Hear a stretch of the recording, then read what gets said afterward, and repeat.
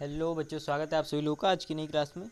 हम लोग कक्षा 10 की गणित की अध्याय 1 हमारा वास्तविक संख्या है, उसका हम लोग अध्ययन कर रहे हैं। ये हमारा उदाहरण अभी चल रहा है। हम लोग यहाँ पे परिमेय संख्या को अपरिमेय संख्याओं का सिद्धिकरण यहाँ पे हम लोग पढ़ रहे हैं।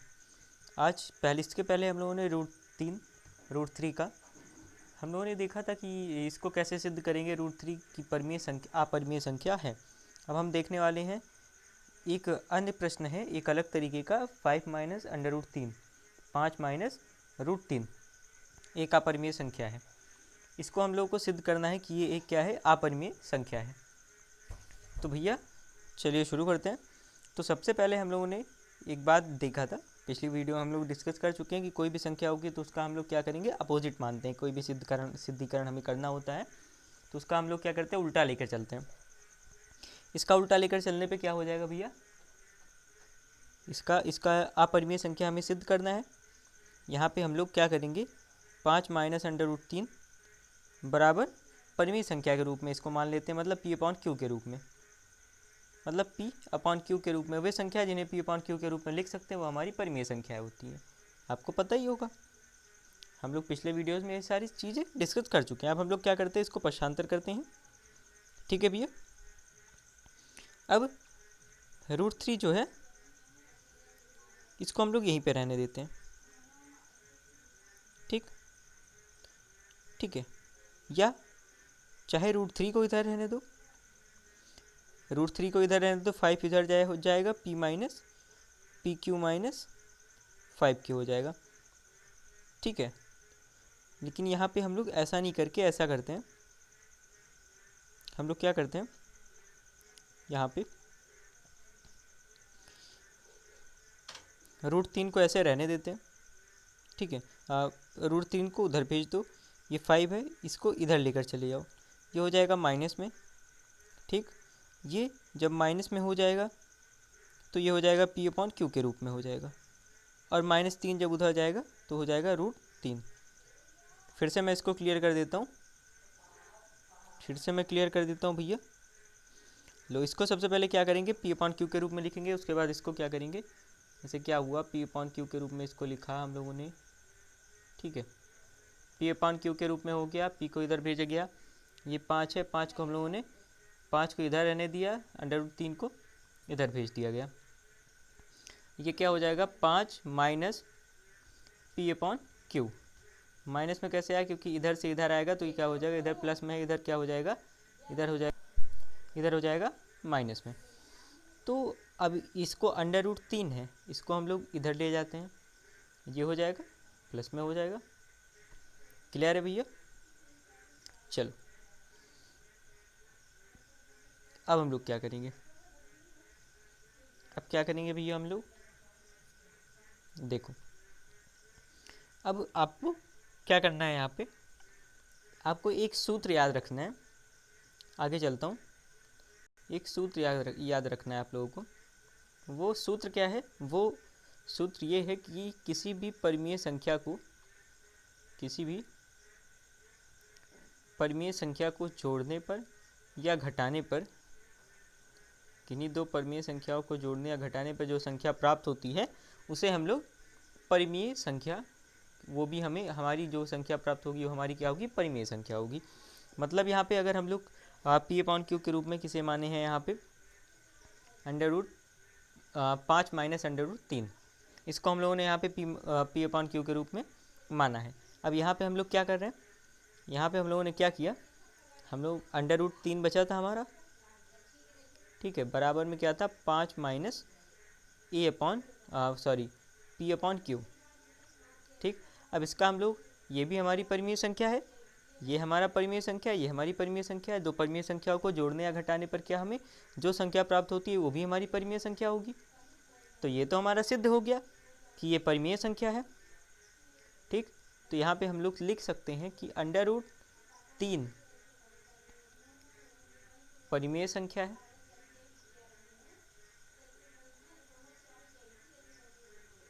ठीक, अंडर रूट 3 क्या है, परिमेय संख्या है। लेकिन यहाँ पे फिर हम लोग अंडर रूट 3 को अपरिमेय संख्या के रूप में मानते हैं। ठीक है, यहाँ पे आपको एक लाइन दी गई होगी, मैं भी आपको इसको रफ करके दिखाता हूँ। यहाँ पे हमारा अंडर रूट तीन क्या हो जाएगा, अपरिमेय संख्या। तो यहाँ पे देख रहे होंगे आप लोग, परंतु इससे इस तथ्य का विरोधाभास प्राप्त होता है कि अंडर रूट 3 एक अपरिमेय संख्या है। भाई सही, इसका मतलब क्या कह रहा है ये कि हम लोग को क्या सिद्ध करना था, 5 - 3 एक अपरिमेय संख्या है। अब यहाँ पे अंडर रूट 3 क्या हो रहा है, परिमेय संख्या निकल के आ रही है, और इसको हम लोगों को अपरिमेय संख्या सिद्ध करना है। मतलब क्या, विरोधाभास, मतलब उल्टा निकल के आ रहा है। परिमेय संख्या हमारी आ रही है हमें, जबकि इसको अपरिमेय संख्या के रूप में सिद्ध करना है। तो यहाँ पे हम लोग क्या करेंगे, आप लोग इस लाइन को अच्छे से पढ़िए, यहाँ से आप लोग को क्लियर हो जाएगा कि यह विरोधाभास अपनी गलती करने के कारण प्राप्त हुआ है कि 5 - अंडर रूट 3 एक परिमेय संख्या है। इसको हम लोग विरोधाभास मान के चलते हैं, और यहाँ पे 5 - 3 हमारा एक अपरिमेय संख्या के रूप में हमें प्राप्त होता है। चलते हैं अगले प्रश्न पे, अब ये आपको समझ आ जाएगा। अगला प्रश्न हमारा क्या कहता है कि अंडर 3√2 सिद्ध करना है कि 3√2 एक परिमेय संख्या अपरिमेय संख्या है। तो सबसे पहले इसको परिमेय संख्या मान लो, P/Q के रूप में रखो, इसको हल करो भैया। इसको जो हम लोग हल करेंगे तो ये क्या हो जाएगा, 3 को आप लोग इधर भेज दो, अंडर रूट 2 को उधर ही रहने दो, ये हो जाएगा, ये इधर क्या है, गुणे में है 2, 3, ये कहाँ चला जाएगा, बटे में चला जाएगा, 3Q हो जाएगा। ठीक, इतना क्लियर है। आगे चलते हैं, ठीक है। अब आगे चलते हैं, आगे हम लोग क्या करेंगे कि हम लोगों ने अब यहाँ पे कितना हो गया, P/Q 3 कितना था, हाँ 3Q बराबर अंडर रूट 2। ठीक, अब यहाँ पे P/Q के रूप में जो लिखा हुआ है ये हमारा हो जाएगा परिमेय संख्या। ठीक, ये हमारी परिमेय, अब ये परिमेय संख्या है ना, एक तरीके से ये परिमेय संख्या P/Q के रूप में लिखा है, तो ये क्या होगी, परिमेय संख्या बराबर परिमेय संख्या। इसका मतलब क्या है, अंडर रूट दो एक क्या है, परिमेय संख्या है। अंडर रूट 2 एक परिमेय संख्या है। ठीक है,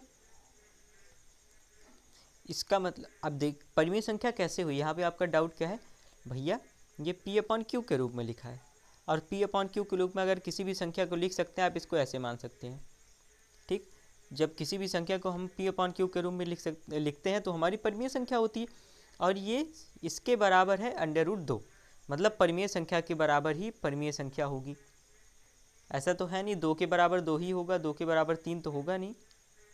ठीक, क्लियर है भैया। तो परिमेय संख्या क्या होगी, परिमेय संख्या के बराबर होगी। तो यहाँ पे अंडर रूट 2 क्या हो गया, परिमेय संख्या हो गई। लेकिन यहाँ पे फिर हमें विरोधाभास प्राप्त होता है कि अंडर रूट 3 अंडर रूट 2 एक अपरिमेय संख्या है। ठीक है, क्लियर है भैया। आगे आप लोगों को प्रश्नावली सॉल्व करनी है, इसका आप स्क्रीनशॉट ले लीजिए, बहुत छोटी सी प्रश्नावली है, आपको इसका वीडियो कल मिल जाएगा। बहुत छोटी सी प्रश्नावली है, बहुत बड़ी है नहीं, आप इसका स्क्रीनशॉट ले सकते हैं। ठीक है, इसके बाद कल हम लोग पढ़ने वाले हैं परिमेय संख्या और उनके दशमलव प्रसार का पुनर्भ्रमण। इसमें हम लोग क्या देखेंगे, ये सब छोड़ते हैं अभी। इसमें हम लोग शांत दशमलव, ये सारी चीज़ें हम लोग, दशमलव प्रसार, ये सारी चीज़ें हम लोग को मिलने वाली हैं। ठीक है, तो दशमलव का एक बहुत, अगर कहा जाए इस्तेमाल, और बहुत अच्छा एक टॉपिक हम लोग को मिलने वाला है। अभी तो हम लोग इसको आप हल कर लीजिए, इसका आप कल वीडियोस आपको सारे क्वेश्चन जो है वो आपको बराबर से आप लोगों को सॉल्यूशन इसका मिल जाएगा। अगर आपको कोई सुझाव या कोई भी आप लोगों को प्रॉब्लम्स हो रही हैं, कोई भी दिक्कत फेस कर रहे हैं, कोई भी प्रॉब्लम फेस कर रहे हैं, तो आप उसको बता सकते हैं कमेंट के माध्यम से। और जितना भी हो सके लाइक कीजिए, सब्सक्राइब कीजिए और शेयर कीजिए भैया। मिलते हैं नेक्स्ट वीडियो में, मिलते हैं भैया नेक्स्ट वीडियो में, तब तक के लिए जय हिंद।